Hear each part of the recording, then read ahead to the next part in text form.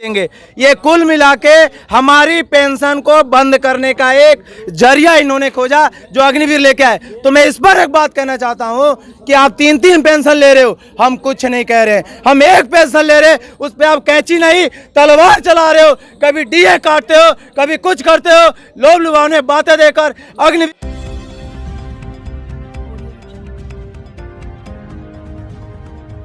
पूर्व सैनिकों के धरने का 100वां दिन, जंतर मंतर का माहौल बहुत ही जबरदस्त है और पूर्व सैनिक अभी भी डटे हुए हैं। आज सेंचुरी लग गई, यानी सैकड़ा बना दिया धरने का। जो कहा जा रहा था क्या 100 दिन टिकेंगे पूर्व सैनिक, लेकिन पूर्व सैनिकों ने जो मोर्चा संभाला 50 दिन पूरे किए और आज पूरे 100 दिन हो गए हैं। जंतर मंतर में बहुत कठिनाइयाँ आई, कुछ विवाद भी हुआ, लेकिन अंतोतगत्वा सब सॉल्व हो गया और पूरे पूर्व सैनिक आपस में मिलकर एकजुट होकर OROP 2 की जो विसंगतियां हैं उनके खिलाफ लड़ रहे हैं और कह रहे हैं कि तब तक लड़ेंगे जब तक फतेह हासिल नहीं होगी, जीत हासिल नहीं होगी, मोर्चा नहीं छोड़ेंगे। कहाँ से आए हैं सर आप? मैं वैसे यहाँ दिल्ली से आया हूँ, रहने वाला हिमाचल प्रदेश रोडू से हूँ, चिड़गांव तहसील से, काफ़ी दूर दराज में मेरा एरिया। आज तो पूरे देश में प्रदर्शन है। आज पूरे देश में प्रदर्शन है, तो आज हमारे 100 दिन पूरे हो गए यहाँ पर प्रदर्शन करते हुए। और ये सरकार जो है यहाँ से 500 मीटर की दूरी पर है, लेकिन वहाँ से कोई भी अभी तक नुमाइंदा सरकार की तरफ से हमारे पास नहीं आया है। नहीं आया है सरकार की तरफ से। 500 मीटर दूरी पर सरकार और नुमाइंदा नहीं आ रहा। कहाँ से आए हैं सर आप? मेरा नाम जितेंद्र बहादुर राय है। मैं प्रयागराज से चल के भी आया हूं और बिहार से भी कुछ पूर्व सैनिक भी चल के यहाँ पे आ रहे हैं। जिस दिन 20 तारीख को ये धरना चालू हुआ था, उस दिन भी हम लोग आए थे।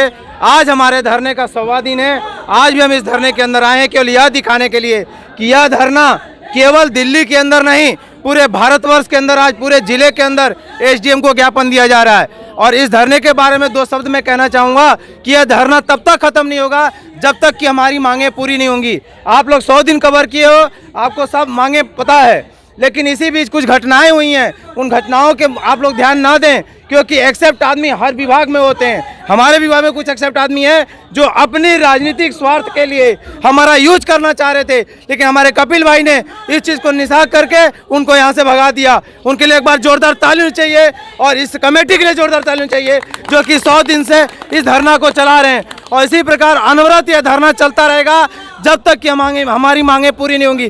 सबसे दुख की बात आपको एक बात बता दें, जो सबसे दुख की बात है कि यहाँ पर बगल में संसद भवन है, बगल में प्रधानमंत्री जी हैं, बगल में रक्षा मंत्री जी हैं, होली दिवाली जाकर सैनिकों से मिलते हैं, लेकिन पूर्व सैनिक अपनी मांगों को लेकर 100 दिन से यहाँ बैठे हुए हैं, लेकिन एक दिन भी उनको 1 मिनट के लिए समय नहीं मिला। सबसे बड़े दुख की बात है। वो कौन सी बात है जो यहाँ नहीं पहुँच रहे हैं? वो कौन सी बात है वो यहाँ नहीं पहुँच रहे हैं? पूर्व सैनिकों की बात होती है, जब सैनिकों की बात होती है, प्रधानमंत्री बढ़ चढ़कर हिस्सा लेते हैं हर एक्टिविटी में, हर तरह से दिखाने की कोशिश करते हैं वो सैनिकों के साथ हैं। लेकिन ऐसा क्यों हो रहा है कि 100 दिन हो गए और प्रधानमंत्री की तरफ से अभी तक कोई रेस्पॉन्स नहीं है? वो ड्रामेबाजी है। जो आप प्रधानमंत्री बॉर्डर के ऊपर जा कर के वर्दी पहनते हैं, लेकिन वो तो दिखाई उनको दे रहे हैं। जो हम जहाँ पर बैठे हैं धरने के ऊपर, एक सर्विस में हमारी तरफ ध्यान नहीं है।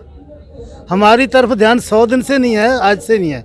हाँ, इससे पहले भी हमने बहुत प्रदर्शन किए हैं। अभी जो आज तक का प्रदर्शन है वो 100 दिन हो चुके हैं, हमारे पास कोई नहीं आ रहा है। लेकिन देखो, हमें बार बार झूठे वादे कर रहे हैं, अभी हमें बोल रहे हैं कि आपकी 6 मांगें पूरी कर ली है, लेकिन हमारे पास कोई नोटिफिकेशन नहीं, कोई हमारे पास आदमी नहीं आया है। आज भी देखो पूरे देश के अंदर। कहाँ से आए हैं आप? मैं बठिंडा पंजाब से। बठिंडा से आए हैं, बिहार से लोग आए हैं, उत्तर प्रदेश से आए हैं, देश के कोने कोने से आए हैं। आपके पास आता हूँ सर, ये जो नेता हैं एक तो सुन नहीं रहे हैं कुछ, और उस पर खून जलाने के लिए बयान भी आते हैं, उल्टे सीधे कई नेताओं के बयान आते हैं। उस पर क्या प्रतिक्रिया है आपकी? देश के प्रधानमंत्री जी डरे हुए हैं, देश का रक्षा मंत्री जी डरे हुए हैं, इस वजह से इस तरीके के बयान आ रहे हैं। जो बयान दे रहे हैं वो उनके ही चट्टे बट्टे दोस्त। कहने का मतलब ये है कि प्रधानमंत्री जी ने तो कभी कोई बयान नहीं दिया, लेकिन आप जो बात कह रहे हो तो कुछ लोग जो छोटे राजनेता हैं वो बयान सर इसके ऊपर मैं यही बोलना चाहूंगा, इतने ज्ञापन दिए गए हैं, तहसील लेवल से ज्ञापन दिए हुए हैं, क्या प्रधानमंत्री जी के पास ज्ञापन की कोई कॉपी नहीं पहुंची?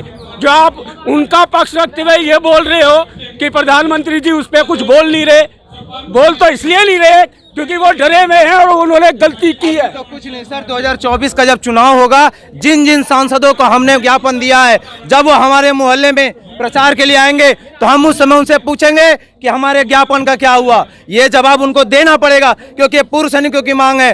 पूर्व सैनिक 2014 के अंदर भी सरकार बनाने में पुरजोर मदद किया था, 2019 में मदद किया था, 2024 में तभी मदद होगी जब हमारी मदद सरकार करेगी, हमारी मांग को पूरी मानेगी। जिन जिन को हमने दिया ज्ञापन सबसे मिलेंगे। आज एसडीएम को हर जिले में ज्ञापन दिया जा रहा है। ये केवल हम अपना धरना शांतिपूर्वक चला रहे हैं, शांतिपूर्वक चलाते रहेंगे। हम वो कार्य बिल्कुल नहीं करेंगे जो कि कोई भी अराजक बातें हों, लेकिन इस बात को ध्यान रखें, हम देश के सेना के जवान हैं। अगर हम अपनी देश की 1 इंच जमीन किसी दूसरे को नहीं दे सकते तो अपने हक की चीज दूसरे को कैसे लेने देंगे? बहुत बड़ी हम लड़ते रहेंगे। बहुत बात कह रहे हैं, लगातार ये बात उठ रही है।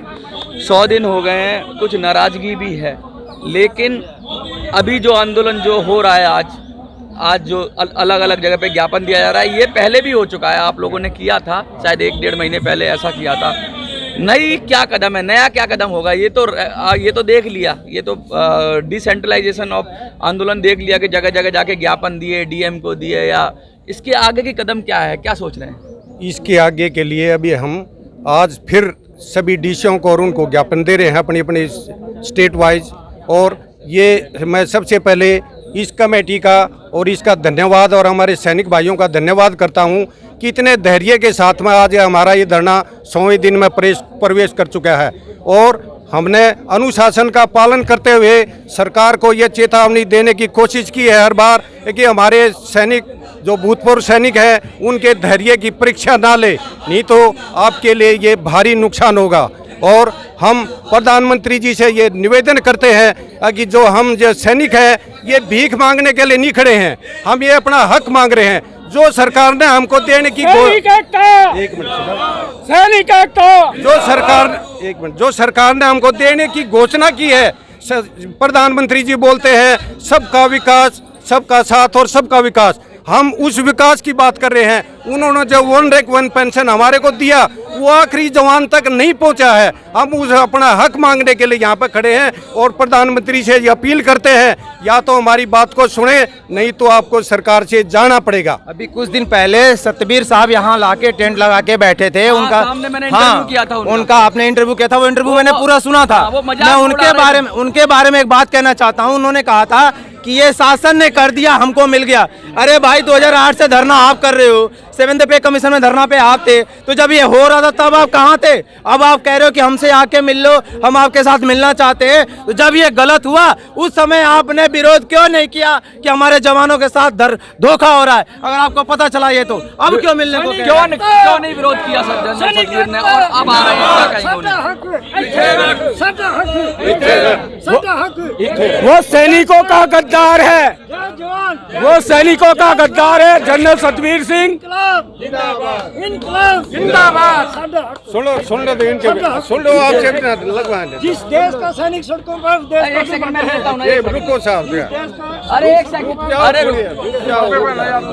इधर आ जाओ ना, आ जाओ साहब, आ जाओ। जनरल सतबीर साहब सारी की सारी झूठ बोल रहा है, झूठा है, फ्रॉड है और वो प्रधानमंत्री का पिछलुंगू है। इस वजह से वो ऐसा धरने पे बोल रहा है। देखिए, जनरल सतबीर के खिलाफ काफी रोष है पूर्व सैनिकों में और धरने का 100वां दिन है। जगह जगह से आए हैं लोग, कुछ और लोगों से बात करता हूं। सर, कहां से आए हैं आप? मैं दिल्ली से ही हूँ। क्या लग रहा है, आप कुछ सुनेगी सरकार? सुनेगी सरकार, और इसीलिए तो बैठे हैं हम। सुनेगी? हाँ, पहले भी किया है, सरकार ने किया है। और सरकार तो फौजियों के कारण, ये फौज भी तो सरकार के खिलाफ नहीं जा सकती कभी। सरकार तो कोई भी सरकार आ जाए, फौज तो उन्हीं की रहती है।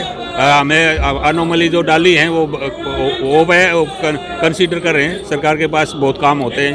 हमारा जो हमारी जायज़ मांगे हैं उन्हीं के लिए हमने वो कर रखा है। ये एनोमलीज हैं, जो विसंगतियां हैं, सरकार उनको देखे और ये मान रहे हैं, ऑफिसर भी मान रहे हैं कि विसंगतियां हैं, दबी जुबान में कहते हैं, लेकिन पूर्व सैनिकों ने अब कमान संभाल ली है और किसी दूसरे के हाथ में। के लिए मैं कुछ कहना चाहूँगा। जैसे हमारे प्रीमेच्योर को इन्होंने ORP 2 से बाहर कर दिया है। अभी एक लेटर कुछ दिन पहले मैंने रेलवे मंत्रालय का देखा था कि जो अपना अग्निवीर भर्ती हुई है उनको रेलवे के अंदर RPF में डालेंगे।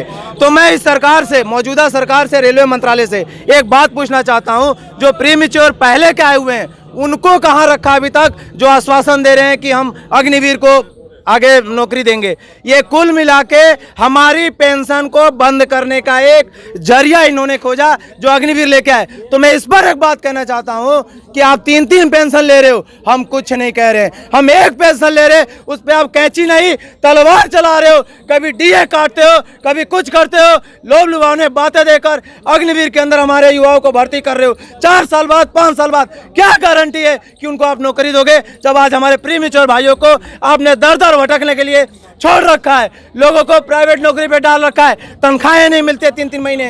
100 साल हो रहा है पूरे पूर्व सैनिकों का पूरे भारतवर्ष के अंदर। और ये शोषण, हम तो ये कहते हैं कि जब हमारा देश आज़ाद हुआ था तो आज़ाद नहीं हुआ था, आज हम अंग्रेजों के बनाए हुए काले कानूनों के अंदर बंधे हुए आज भी हम गुलाम हैं, जिनकी वजह से आज हम दर भटक खा रहे हैं। यही हम कहना चाहेंगे कि अगर सरकारें हम पूर्व सैनिकों के बातों का ध्यान नहीं देगी तो 2024 के अंदर सोचना पड़ेगा कि क्या करना है। भारत माता की जय। भारत माता की जय के नारे की गूंज के साथ मैं इतना कहना चाहता हूं कि जो 100 दिन हो गए हैं उसके बाद सैनिकों का पारा हाई है, गुस्से में है, आक्रोशित हैं, और लेकिन सब्र का बांध अभी टूटा नहीं है। कुछ लोग कह रहे हैं कि लड़ेंगे और जीतेंगे, तो लड़ने का जो मादा है, जो सैनिक के अंदर मोर्चे पे डटे रहने की क्षमता है, जो सैनिकों की अपनी क्षमता है, तभी तो 2-2, 3-3 बार सैनिकों के साथ पुलिस ने भी रोका, हिरासत में भी लिया,